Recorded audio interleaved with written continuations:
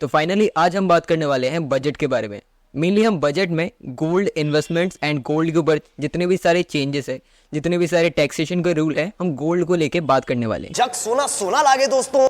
क्योंकि गोल्ड में जो मिसकंसेप्शन है कि इस बार गवर्नमेंट ने बहुत ही ज़्यादा प्रॉफिटेबल बजट बनाया है फॉर गोल्ड इन्वेस्टर्स या जो गोल्ड खरीदना चाहते थे। तो इस मिसकंसेप्शन को आज हम दूर करने वाले हैं और जानने वाले हैं कि क्या सच में गोल्ड प्रॉफिटेबल हुआ है, या गोल्ड में आपको प्रॉफिट मिलेंगे, या आपका एग्जेम्पशन कुछ ज़्यादा हुआ है, या ऐसा कुछ भी आपके लिए फ़ायदेमंद हुआ है कि नहीं। ये हम जानने वाले हैं आज की वीडियो में। तो मेरा नाम है अनुज श्रीवास्तव। अगर चैनल पर नए हो तो पहले आप सब्सक्राइब करो। आप वीडियो देख लेते हो, सब्सक्राइब नहीं करते हो। और पहले हम स्टार्ट करने वाले हैं कि गोल्ड में कितने सारे आपको बेनिफिट्स मिले हैं, और उसके बाद हम इस बेनिफिट्स की रियलिटी जानने वाले हैं on the last of the video. और मैं लास्ट में इसलिए बता रहा हूँ क्योंकि इसका कोई ऐसा मतलब नहीं है, लेकिन for attention of the video, जिससे आप इस वीडियो को लास्ट तक देखो। तो चलिए शुरू करते हैं हमेशा की तरह बिना किसी देरी के। तो सबसे पहले तो हम बात करने वाले हैं गोल्ड पे जो आपको बेनिफिट्स मिलेंगे। सो सबसे पहला जो हमारा बेनिफिट ये है कि गोल्ड को जब भी इंपोर्ट किया जाता था from any other countries like Saudi या किसी भी कंट्री से इंपोर्ट किया जाता था, तो गोल्ड पर 15% का टैक्स लगता था। ओके, इंपोर्ट ड्यूटीज उसकी 15% थी। अब उस 15% को रिड्यूस करके सिर्फ और सिर्फ 6% कर दिया गया है। सो यहाँ पर आप देख सकते हो एक बहुत ही सर्टेन ड्रॉप आया है। मीन्स 50 to 60% का यहाँ पर 60% अराउंड यहाँ पर आपको इंपोर्ट ड्यूटी में चेंजेस मिले हैं। मीन्स इंपोर्ट ड्यूटी कम हुआ है, तो इसकी वजह से गोल्ड के प्राइसेस कहीं ना कहीं बहुत ही ज़्यादा कम होने वाले। मीन्स बहुत ज़्यादा मैं नहीं कहूँगा, लेकिन अच्छा खासा आपको यहाँ पर बेनिफिट मिलेगा अगर आप न्यूली गोल्ड परचेज करना चाहते थे देन, क्योंकि यहाँ पर आपको प्राइसेस में एक सडन ड्रॉप दिख रहा है। और इसी की वजह से अगर हम मार्केट में देखें तो मार्केट में जितनी भी गोल्ड कंपनीज थी, मैं स्टॉक मार्केट की बात करूं तो वहां पर मार्केट बहुत ही ज्यादा बुलिश चल रहा है। सेकंड बेनिफिट में हम बात करने वाले हैं। तो अगर आप एक गोल्ड इन्वेस्टर थे तो आपको पता होगा मेनली गोल्ड को हम लॉन्ग टर्म इन्वेस्टमेंट में कंसिडर करते हैं। ओके, सो गोल्ड को अगर आप 2 साल से ज्यादा मीन्स होल्ड करते हो then it's known to be a long term investment. Okay, लेकिन यहाँ पर एक बहुत ही सर्टेन चेंज ये है कि पहले आपको गोल्ड पर 20% का टैक्स पे करना पड़ता था। अब इसको रिड्यूस करके स्लाइटली 12.5% कर दिया गया है। ओके, सो यहाँ पर भी एक सर्टेन ड्रॉप आया है टैक्सेशन में। तो अगर अभी तक हम ओवरव्यू देखें तो आपको पता चलेगा कि गोल्ड के प्राइसेस भी कम हो रहे हैं, इंपोर्ट ड्यूटी भी कम हो रही है, और उसके साथ साथ उसमें एग्जेम्पशंस भी कम हो रहे हैं, और बहुत ही सारे बेनिफिट्स दिए जा रहे हैं। और तो अगर आप एक इन्वेस्टर हो तो आपके लिए ये बेनिफिट है कि आपको टैक्स भी कम देना पड़ रहा है। लेकिन अब बात आती है इसकी रियलिटी की। तो रियलिटी के लिए सबसे पहले हमें जानना पड़ेगा एक term. The term is known as indexation. So indexation क्या है इसको हम समझते हैं, और इसको समझना बहुत ही ज़्यादा मीन्स इंपॉर्टेंट है क्योंकि मेनली वीडियो का फोकस इसी चीज़ के ऊपर है।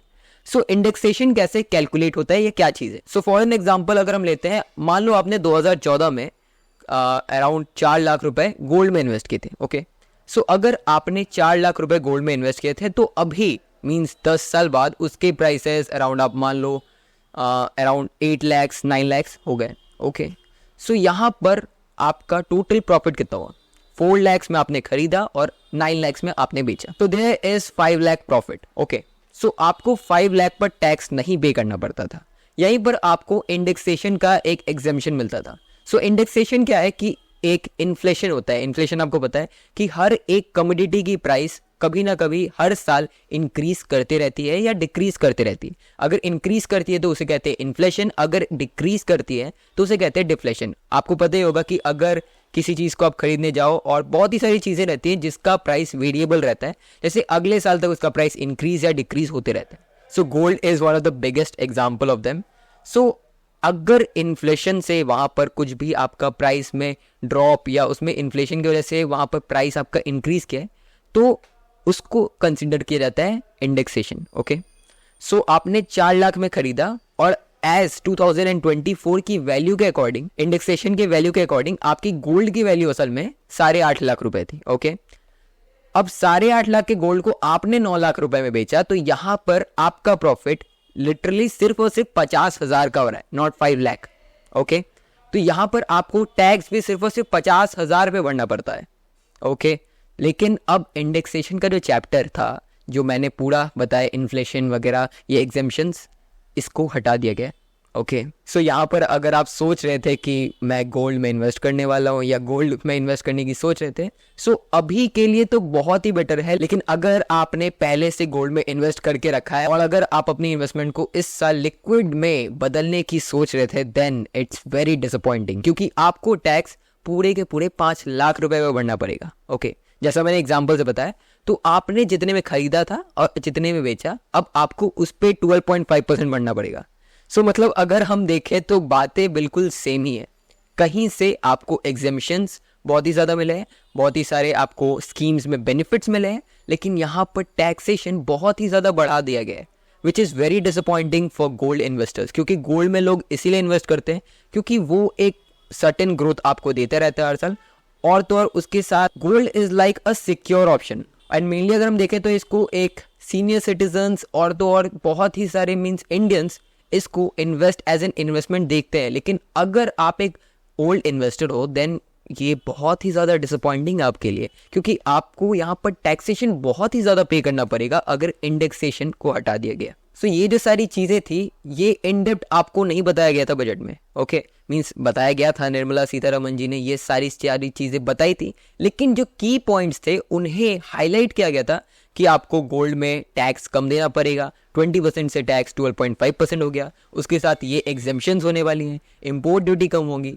तो यहाँ पर आपको ये सारी चीज़ें बताई गई, लेकिन एज एन इन्वेस्टर जो इंडेक्सेशन का चैप्टर हटा दिया गया है, ये सिर्फ गोल्ड के लिए नहीं, जितने भी सारी लॉन्ग टर्म इन्वेस्टमेंट थी सबके लिए बता रहा हूँ मैं, तो वहाँ पर आपको ये सब उतना हाईलाइट करके नहीं बताया गया। लेकिन कोई बात नहीं, हम बैठे हैं ना, तो हम आपको ये सारी की सारी चीज़ें बताते रहेंगे। वीडियो बहुत ही ज़्यादा बड़ी हो जाती है 1 घंटे 25 मिनट के इस पूरे के पूरे बजट अनाउंसमेंट को कवर करने के लिए। तो इसीलिए मैंने सोचा कि मैं क्यों ना इसके छोटे छोटे पार्ट्स बना लूँ और आपकी जो भी ज़रूरत हो आप वहाँ से जान लो। तो आज के लिए इतना ही, मिलते हैं नेक्स्ट वीडियो में, तब तक के लिए बाय बाय।